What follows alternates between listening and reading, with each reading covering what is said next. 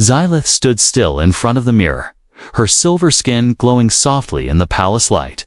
She wore the heavy robes of the Quora royal family, long and bright, made of shining crystal threads. Her golden eyes blinked slowly, filled with a mix of fear and duty. Today was her wedding day, not by love, but by contract. The Quora High Council had signed peace agreements with Earth. And to make the bond stronger, a royal wedding had been arranged. Xylith, the youngest daughter of the Queen, was chosen. As the bride, her husband would be a human, someone she had never met.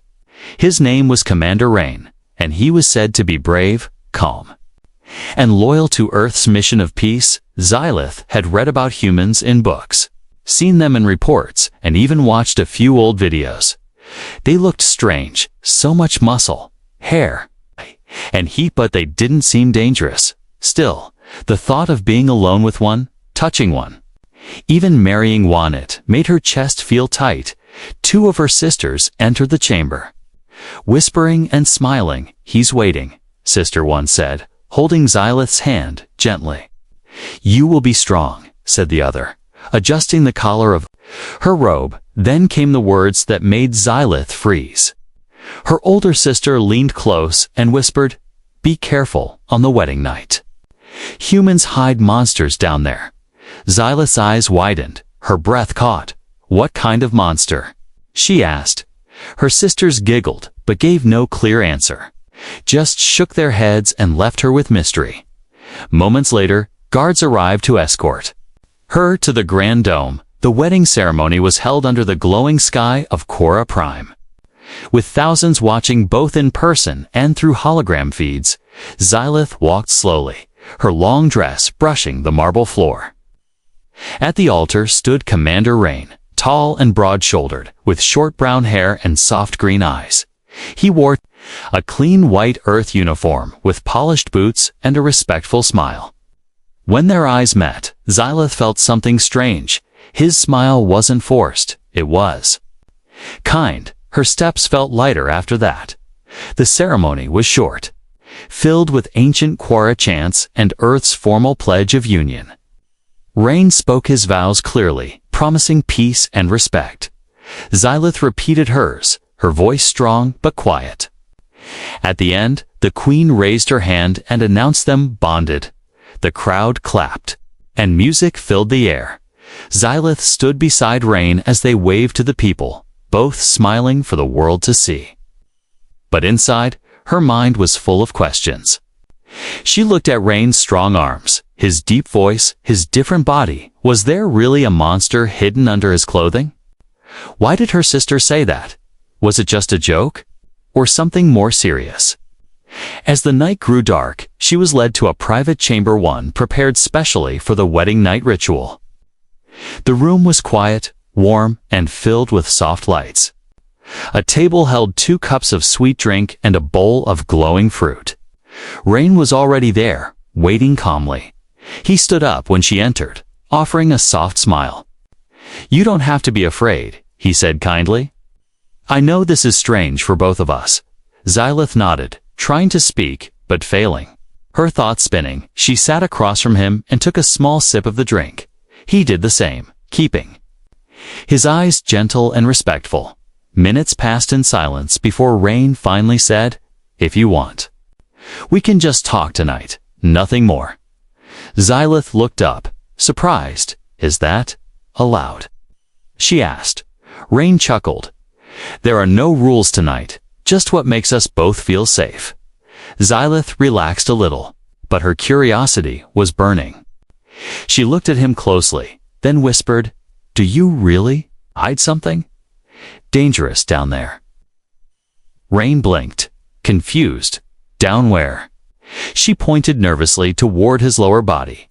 He paused, then suddenly laughed a soft, embarrassed laugh. "Oh, you mean that?" he said, scratching the back of his neck. Xylith nodded quickly. "I was told it's like a hidden weapon." Rain looked stunned, then leaned forward and said, No, it's not a weapon. It's just human biology." Xylith tilted her head, still unsure. but it changes shape.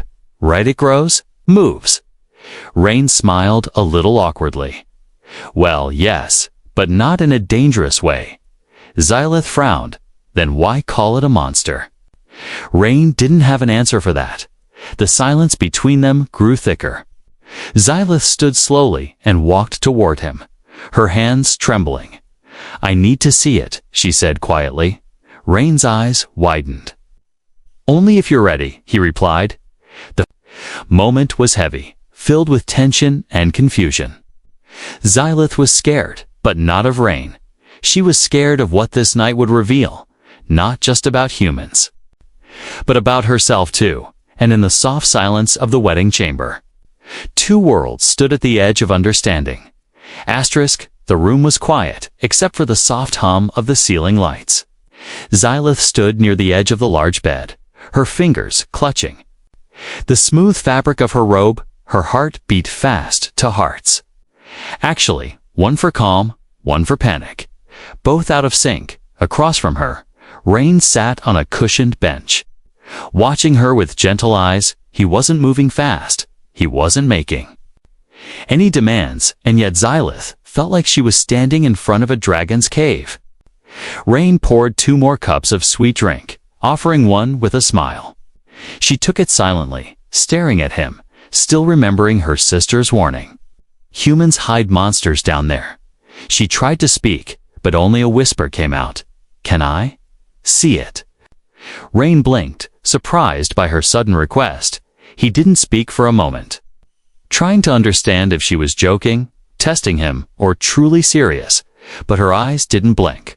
Her hands trembled, and her face was filled with sincere fear mixed with curiosity. You mean now? He asked softly. Xylith nodded slowly. I was told humans hide something dangerous under their clothing. Rain looked down, then sighed and stood up. He stepped back from the table and said, Okay, but only if you promise not to scream. Xylith didn't answer. She was too focused, too ready to see the thing that haunted her imagination since the wedding began. Rain slowly removed his belt, then the top of his uniform, folding it neatly beside him. Xylith's eyes widened when she saw his bare chest, strong and smooth, with a strange scattering of hair. She stepped back slightly as he reached for the last layer. With care, he lowered the final piece of fabric, exposing what he had been hiding. Xylith gasped, covering her mouth. It was real. It was there and had moved, not on its own, but still alive by the stars. She whispered, her voice thin with shock. That's the monster. Rain quickly covered himself again, blushing from head to toe. It's not a monster, he said quickly. It's just part of me. Part of being a man. Xylith turned away, pacing in circles. It's not in the biology reports, she said, nervously. None of the Quara texts showed that. That thing, it's not something we usually show in meetings. Rain replied with a small laugh, trying to lighten the mood. Xylith wasn't laughing. She felt heat on her cheeks, a strange rush through her body. She had trained for diplomacy, war history, and treaty law, but nothing in her training prepared her for this. She pulled out a small wrist communicator and tapped it quickly. The screen blinked, and a tiny hologram of her older sister appeared. Sister. Xylith hissed. It's true. There is something strange and alive below something. Human? Her sister laughed, shaking her head. I warned you, she said. Don't be scared, just don't try to fight it. What do you mean, don't fight it? Xylith snapped. I came here to build peace, not face a secret weapon. Her sister smiled and cut the transmission, leaving Xylith alone with Rain once more. I think there's been a misunderstanding, Rain said gently, walking toward her slowly with open hands. I'm not here to hurt you, and that part of Mit's not a weapon. It's just... Private Xylith turned to him, confused and still breathing heavily. You mean it doesn't attack? No, Rain said. With a chuckle, it doesn't attack, it's more like it reacts. Xylith narrowed her eyes. Reacts to what? Rain paused for a moment, then said quietly, to emotions, to closeness, to trust. Xylith stared at him, and for a moment the room fell into complete silence. Not fear, not danger, but something else, something tender. She didn't speak again that night. She just sat beside him on the edge of the bed, both of them silent, sipping their drinks. Later, Xylith asked to sleep in a separate bedchamber, and Rain agreed without question. She needed space, not just physical, but mental. She needed time to understand what she saw. But what bothered her most wasn't fear anymore, it was curiosity. In her chamber, she sat by the window and looked up at the stars. Why would the humans hide something so strange? She whispered to herself, and why do I feel like I want to see it again? Her heartbeat slowed, and sleep slowly took her. But deep inside, a question burned. Was the monster real? Or was it something else? Something sacred that her people had forgotten to teach her about.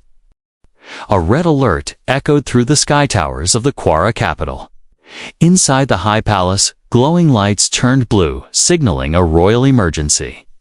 The queen herself rose from her crystal throne. Her 4 advisors gathering close, guards rushed in with a message cube handed directly from the royal wedding chamber. The queen's eyes narrowed as she pressed the surface, and a hologram blinked into the air. It was Xylith's voice, shaky and confused. There is something unnatural hidden inside the human male, she whispered. Something alive. Something moving, not listed in our records. She ended with the words that chilled the room. It may be a weapon. Gasps echoed through the chamber. One counselor shouted, "The humans tricked us. They planted a weapon inside their own bodies." Another said, "This is biological warfare, hidden in the form of a marriage." The queen raised a hand, commanding silence. She was calm, but her face was pale. "I warned them. Humans evolved in chaos," she whispered.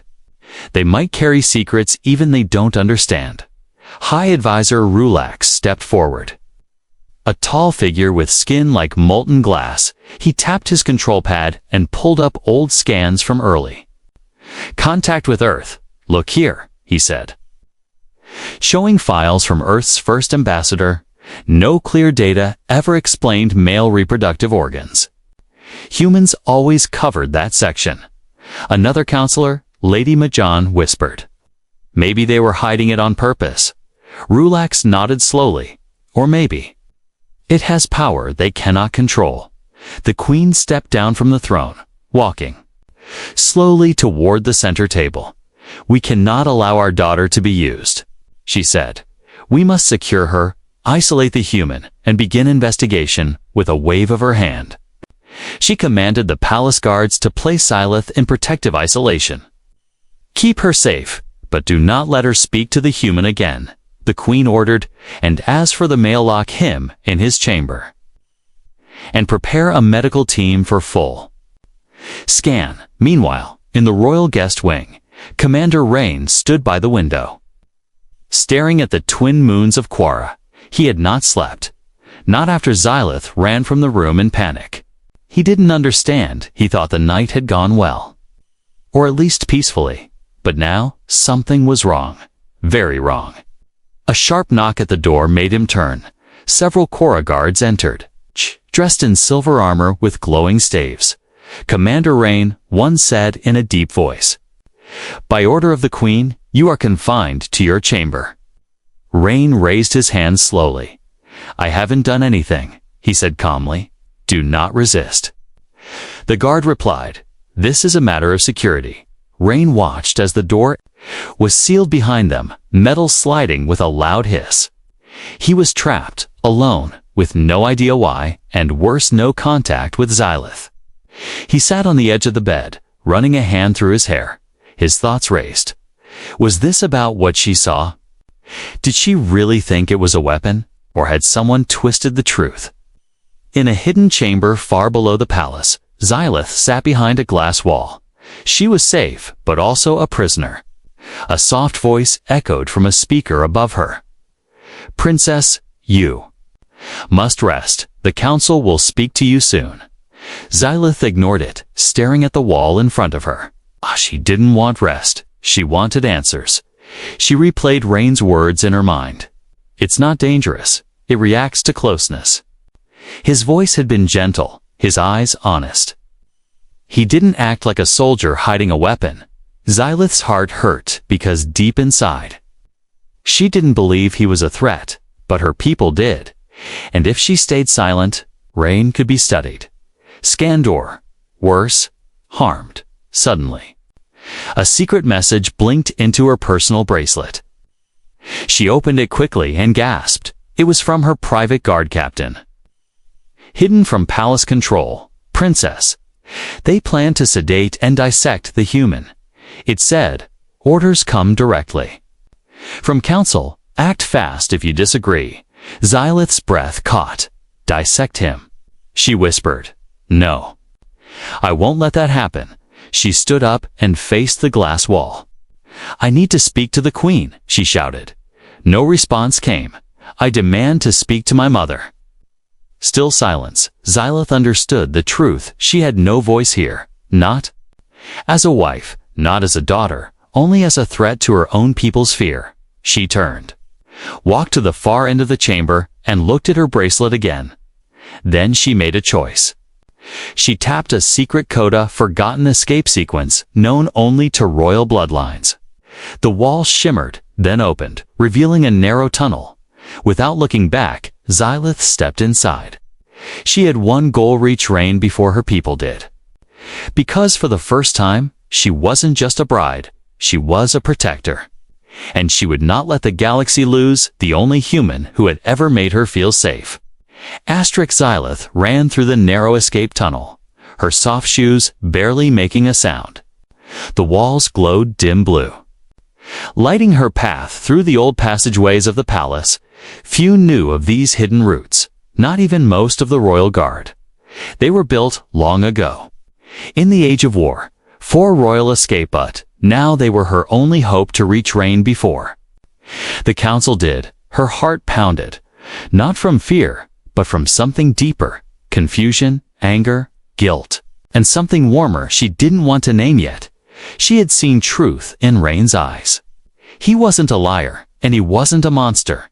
Then why was everyone acting like he was a threat? She passed through an old iron door and entered a quiet archive chamber, dusty and untouched. The air smelled of age and silence. Here, the oldest records were kept, forbidden to the public and even to most nobles. Xylith wasn't supposed to be here. But her escape route passed through this room, and something pulled her to stop. Rows of tall glass cylinders held ancient scrolls. Her eyes scanned the labels: treaty of first contact, biology files of Terran males, sacred myths of flesh and light. She paused, then stepped toward the last one. Her fingers touched the panel, and the cylinder hissed open, revealing an old scroll made of golden fiber. She unrolled it slowly, and what she read made her knees weak. It spoke of ancient humans, long before they had spaceships. It said they held power not through weapons or war but through connection. The seed of life, it called it, a gift inside human males. Not a weapon, but something that could join species. Not just physically, but spiritually. Xylith's hands trembled. "No one ever taught us this," she whispered. "Our teachers said humans were primitive and wild. But this says they carry the oldest bond magic." Her mind spun with images. Her people had been afraid of something they never even tried to understand. What they called a monster might actually be a symbol of unity, and she had seen it herself. Rain hadn't forced her, hadn't shown pride, only care and respect. She rolled the scroll back and placed it in a small travel case, hiding it in her robe. Then she rushed out of the archive and into the main palace hallway, moving toward the guest wing. But as she turned the corner, she saw two guards blocking the way. They didn't see her yet, so she pressed against the wall. Breathing carefully, the guard spoke in low tones. "Council says dissect him within the hour," said one.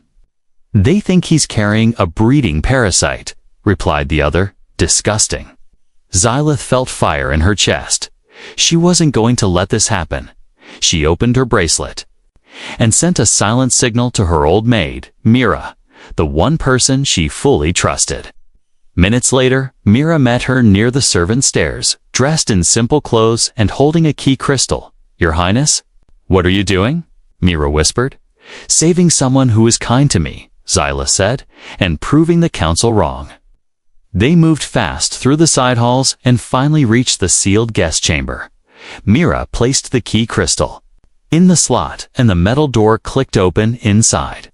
Rain sat quietly on the edge of the bed, his hands tied.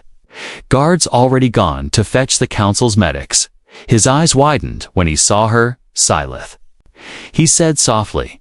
She rushed to him and untied his hands quickly. "We don't have time," she said.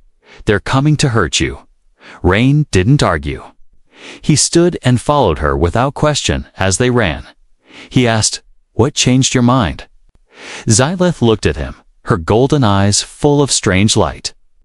"I read the truth," she said. "They called you dangerous, but I saw something ancient. Something sacred inside you." Rain didn't understand everything she meant, but the look on her face told him it was real for the first time since he arrived. She wasn't looking at him like an alien. She was looking at him like something important. They exited the palace through another tunnel and reached a small flyer pod hidden in the garden vault. Myra activated the launch, tears in her eyes. "Be safe, princess," she said. "The queen will not forgive this." Xylith nodded. "I'll make her understand later," she said. "But first, I must protect him." As the flyer lifted into the sky, Rain turned to her. "You're risking everything," he said. Xylith looked out at the stars and replied, "If peace means sacrificing truth, then it's not real peace." And as the stars moved above them, the flyer sped awake, and a runaway bride and a human who might change the fate of two worlds.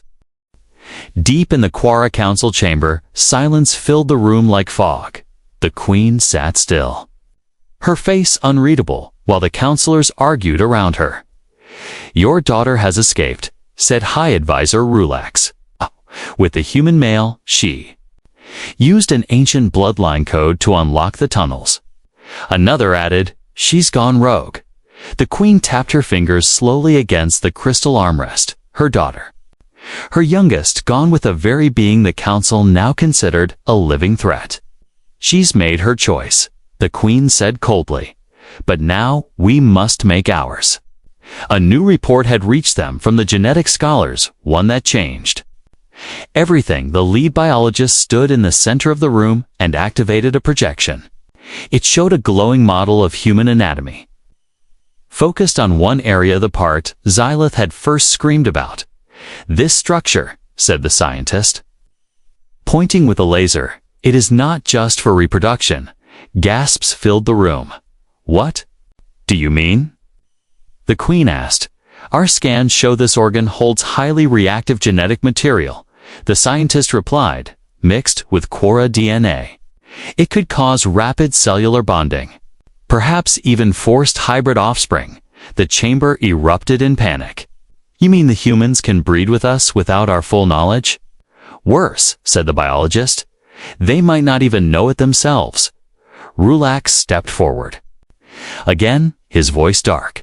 "This proves if the humans didn't come in peace.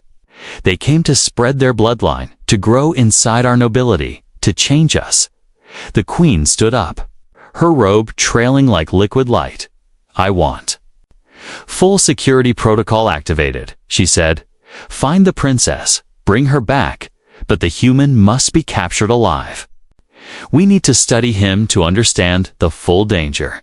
Meanwhile, far from the capital, Xylith and Rain flew across the northern sky in the small escape pod. They passed glowing trees and crystal rivers, heading for the ancient region known as Kaldor, the only place not under council control inside the pod. Silence stretched between them, thick and heavy. Rain finally broke it. "What's Kaldor?" he asked. Xylith looked out the window, her voice quiet. "It's where the old knowledge lives before the council erased it." Rain nodded slowly. Still trying to understand everything, he had joined a mission for peace, not war. And yet here he was treated like a threat just because of what he was born with. He looked at Xylith and asked, "Do you really think I'm dangerous?" Xylith turned to him, eyes soft and honest. "No," she said. "I think my people are afraid of what they can't control." They called it a monster, a weapon. But I think it's something else. Rain's voice was quiet. "What if they're right?" Xylith reached out and touched his hand. "If it was a weapon," she said, "you wouldn't be holding my hand like this." Back at the palace, a secret meeting happened in a hidden chamber. Not all counselors agreed with the queen. A small group had doubts, fears of their own, not just of humans, but of the truth being kept hidden. Lady Majan, once silent, now spoke. "We always feared Earth's biology, but never asked why it scared us so much." She showed them old records from before the council reforms, ancient writings that told of a time when Quora women had dreams of human men, visions of unity, warmth, and strange bonds that made their bodies glow. These were called starbond dreams, and they were buried deep by the scholars who feared mixing bloodlines. The rebel counselors looked at each other. What if the human isn't here to conquer? One said, what if he's here to heal?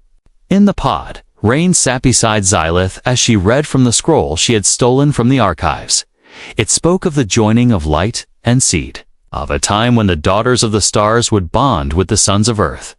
Xylith looked up and said softly, "This scroll is older than our council. Older than the queen herself." Rain frowned. "Why hide something like this?" Xylith replied, "Because fear controls easier than truth." Suddenly, the pod's warning system beeped. Enemy signals, 3 Quara interceptors closing in. Xylith looked at Rain with urgency. "We can't outrun them," she said. "Then we land." Rain replied, "Where?" "There." He pointed at a wide, glowing valley filled with tall crystal spires. Xylith's eyes widened. "Kaldor," she whispered. The pod dropped fast, dodging the laser trails. Diving into the hidden valley, the sky shook behind them, but they vanished into the fog of the Forbidden Land. The council had their theories, but Xylith now had something stronger: hope, and she would not let fear rewrite the future of her people. Not again. The pod landed in silence, its metal body steaming. From the fast ascent, Rain and Xylith stepped out into a strange land. Kaldor was unlike any place on Quora. The sky shimmered in soft purple light, and the trees looked like tall glass towers, glowing gently as if they breathed. The ground beneath their feet pulsed with warmth like a heartbeat deep inside the soil. Xylith looked around carefully. "This place was called sacred once," she whispered, "long ago, before the council erased the records." Rain stepped beside her, eyes wide. "It feels alive," he said, "like it knows we're here." They walked deeper into the valley, passing ancient stone circles and fountains filled with golden water. In the center stood a tall altar covered in symbols that glowed as Xylith approached. She raised her hand slowly and touched the stone. The light flared bright, responding to her blood. Her presence, Rain watched in silence, unsure what was happening. Xylith turned to him and said, "This is a place of bonding. It's where Quora brides once came to choose, not by law, by heart." Rain took a step closer. "And you brought me here to choose me." Xylith nodded slowly, her eyes locked with his. "I want to understand you, Rain," she said. "Not just your body, but your soul." Rain reached out his hand, and Xylith placed hers inside it. Their fingers touched hand. Something strange happened. The altar lit up brighter, and the ground beneath them hummed. Xylith gasped. "I feel Something moving. Rain felt it too. A deep warmth rising from his chest, spreading into his hand, through her touch and into the earth. The symbols on the altar glowed gold. Then silver. Then a deep star blue. Xylith's skin shimmered with soft light and her golden eyes became brighter. Her heartbeats synced together, fast and full of energy. Then suddenly a wave of light burst from the altar and spread across the valley. The trees responded, their glow brightening as if cheering. A pulse was sent into the sky, rising high and invisible to the eye, but felt everywhere in the capital. Far away, instruments began to blink. Council towers flashed unknown signals. The queen herself stood in shock as her throne's base shook. "What was that?" shouted Rulax. One of the younger scholars ran into the chamber. Eyes wide, a bonding signal, he said, panting. Someone activated the heart of Kaldor. The queen's face went pale. "That place hasn't been touched in hundreds of years," she whispered. "No one remembers how, but someone just remembered," said the scholar. "And it's her." Back in the valley, Xylith stumbled slightly, catching her breath. Her skin still glowed, but it was fading now. Gentle and warm. Rain held her steady. "Are you all right?" She nodded, but her voice shook. "I saw something." "In my mind," he asked. "What did you see?" Xylith looked up at him, eyes wet but not afraid. "Stars. And children," she said. "Not pure Korra, not pure humans, something new." Rain didn't speak for a moment. Then he said softly, "Was it beautiful?" Xylith smiled. "Yes." They sat together near the altar, resting hand in hand. She looked at him and whispered, "Now I understand why they feared you. Because you carry something no council can control." Rain looked confused. "What is it I carry?" Xylith touched his chest, where his heart beat strong. "Change," she said. "You carry change." The moment was soft, powerful, and ancient. Here, under the glowing trees, a human and a Korra royal had done something no treaty or council could force. They had chosen each other, but not all were celebrating. Far above, in orbit, a secret spy drone recorded everything, hidden by stealth tech. It had been watching ever since the council gave the order to monitor all escape paths. It sent a silent signal back to the capital. Image attached. Xylith glowing in the arms of a human. On the altar of Kaldor, bonded by ancient power. The queen received the message in silence. The council stood frozen as the hologram displayed the moment of bonding. Lady Majan stepped forward. "Are you still going to call him a monster?" she asked. The queen didn't answer. She stared at the image of her daughter, not afraid. Not broken, but shining. A piece of her heart cracked. "Prepare the grand chamber," she finally said. "The world must hear this." Down in Kaldor, Xylith looked to the stars and whispered, "They know now." Rain held her hand tighter. "Let them come," he said. "We'll face them together." And far above, across cities, towers, and starships, a new light began to rise. A light, not of fear, but of bond, not of control, but of choice. The capital of Korra stood still. No markets moved, no airships flew, and no voices filled the streets. Everyone was watching the sky, because above them, across every screen and hologram tower, an image had appeared, Princess Xylith, glowing with human light, holding hands with a man they were told to fear. The council chamber was full. Nobles and commoners alike packed into the viewing halls for the first time in centuries. A queen had called for an open hearing, one where all voices would be heard. The people demanded answers, and the queen was ready to speak. She walked to the center of the high platform, her face calm but tired. She raised her voice. "My daughter has done something we did not expect," she said. "She broke the rules, left the palace, and bonded with a human outsider." Gasps echoed through the chamber. The queen raised her hand again. But she also did something no Quora has done in 1,000 years. She activated the heart of Kaldor. She reminded us of what we forgot. The chamber fell silent again. Then came a voice from the crowd. Is she returning? The queen nodded. She comes now, far away, above the city sky. A single pod glided through the air. Inside, Xylith sat in silence, her fingers brushing gently against Rain's hand. Neither spoke. They didn't need words. What they shared had already echoed across the stars as the pod landed on the royal platform. Xylith stood proudly. She wore a new robe, part Quora tradition, part Earth style, woven together like the future she now believed in. Rain stepped out beside her, dressed not in a soldier's uniform, but in simple robes of peace. The queen waited at the top of the marble stairs. The crowd watched closely, uncertain what would happen next. Xylith bowed once before her mother, then raised her head and said clearly, I choose him not because I was ordered. Not because of politics, but because I saw the truth. The queen looked at Rain, then at her daughter, and for the first time in many years, her voice cracked. Slightly. You saw what I was too afraid to see, she said. Come forward. Both of you. They stepped beside her, standing tall before the people. The queen raised her hand. I declare the marriage of Xylith and Rain to be real, sacred and complete. This is no longer a union of treaties. She said, this is a bond of hearts. The people didn't cheer at first. They were too stunned, too shaken by everything they had just witnessed. But then a child in the front row clapped. Then another and another.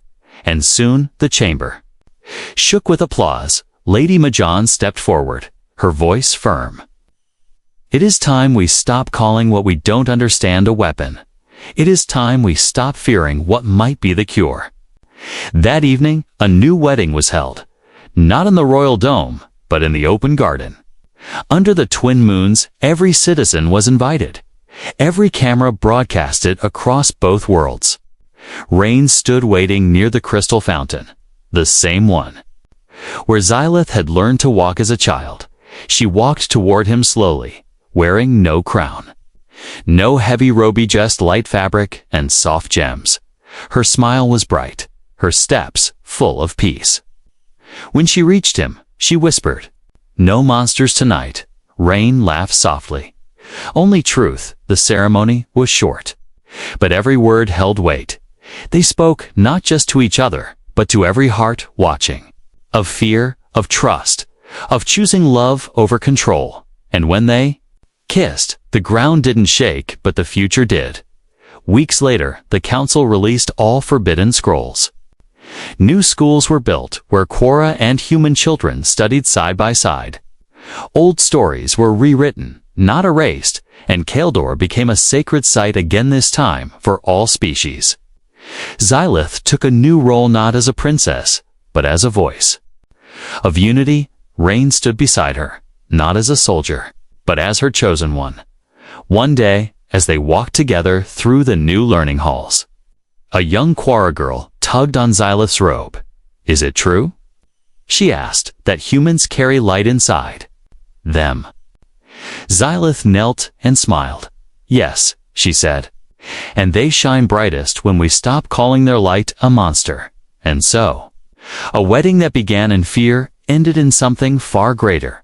Not just between a bride and a groom, but between two worlds, two bodies, and two hearts, bonded not by force, but by truth.